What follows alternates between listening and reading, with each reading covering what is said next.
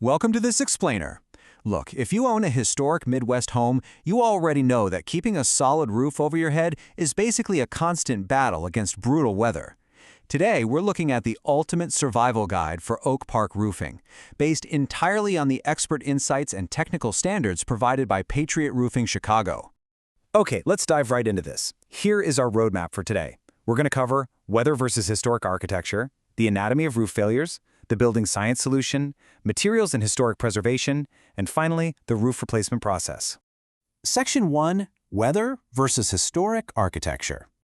Think of the beautiful, historic homes of Oak Park as our protagonists in this story, standing strong but constantly under siege by relentless environmental villains. The active, year-round punishment the Illinois climate inflicts on these roofing systems is intense. In winter, relentless freeze-thaw cycles force water deep into tiny cracks, literally splitting materials apart. Then comes spring, bringing hail and high winds that just completely overwhelm gutters. Summer isn't any kinder, honestly. Intense heat bakes asphalt shingles, causing rapid granule loss. And in the fall, leaves clog up those roof valleys, creating pools of standing water that just seep right under the shingles. It is a true four-season assault. Now, what's really interesting is the stark contrast between older structures and newer ones.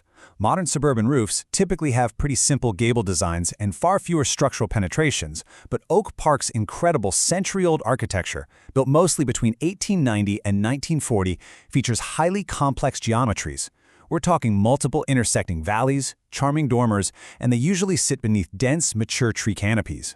While visually stunning, these historical features actually act as vulnerable water collection points that simply don't exist on newer homes.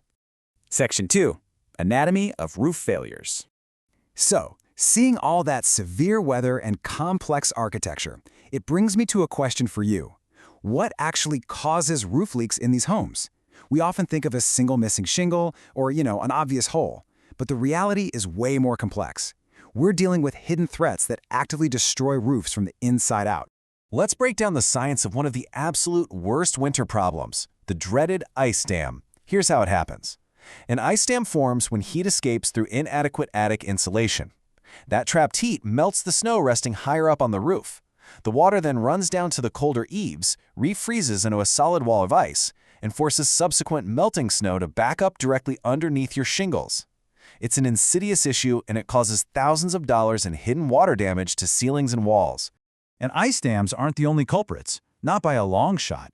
Clogged architectural valleys can completely overwhelm metal flashing. Spring hail leaves tiny, invisible bruises that develop into hairline cracks months later. Those beautiful mature trees, they drop branches that easily puncture materials. Even worse, blocked soffit vents, which are the intake vents right under your roof overhangs, trap hot air and moisture inside, literally rotting your roof decking from underneath. Very often, one failure creates a cascade of damage, especially when layered roofing, where old repairs are just lazily covered over, hides deep structural rot. Section 3, the building science solution. 1 to 150. Any guesses on what this means for your home survival?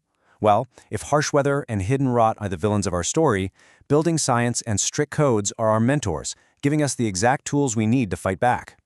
And this is arguably the most important number in modern roofing.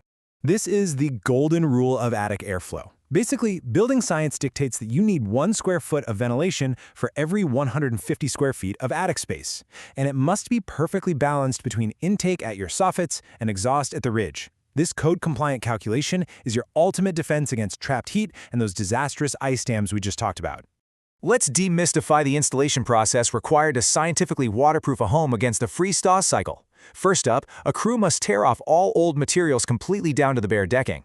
Second, they replace any damaged structural half-inch plywood or OSB, which stands for oriented strand board. Third, per code, they install ice and water barriers that extend at least 24 inches inside the exterior wall line. And finally, they don't just slap down a continuous piece of flashing, they weave individual step flashing pieces with every single shingle course to guarantee a watertight seal. Section 4, Materials and Historic Preservation. We know the science now, but how do we apply it using materials that actually honor Oak Park's legacy while still surviving its climate? Well, it's all about balancing your budget against expected longevity. Standard asphalt shingles are the most affordable, giving you 15 to 25 years. Step up to architectural shingles, and you get a 25 to 30-year lifespan with much better wind resistance. Metal roofing jumps up to 40 to 70 years and is incredible at shedding snow. Then you get into the premium materials. Clay and concrete tiles lasting 50-plus years, though they do require heavy structural support, and authentic slate, offering the ultimate historic look and lasting well over a century. But here's the catch. If you live in specific areas like the Ridgeland Oak Park or Frank Lloyd Wright Prairie School districts, your material choice is highly regulated. Preservation Commissions strictly enforce architectural integrity. This means your contractor has to possess specialized knowledge to source period-appropriate traditional slate, clay tile, and copper flashing, so the home retains its exact historical character. Why does this matter? Because if you hire someone who uses the wrong materials, the commission could literally force you to tear out a brand new roof and start over entirely at your own expense. Which brings up a philosophy that really separates a true expert from just a salesperson. We do not oversell roof replacements when targeted repairs will solve the problem. A real expert is going to diagnose the root cause by starting their inspection inside your attic rather than just blindly treating surface symptoms and handing you a massive bill for a totally new roof.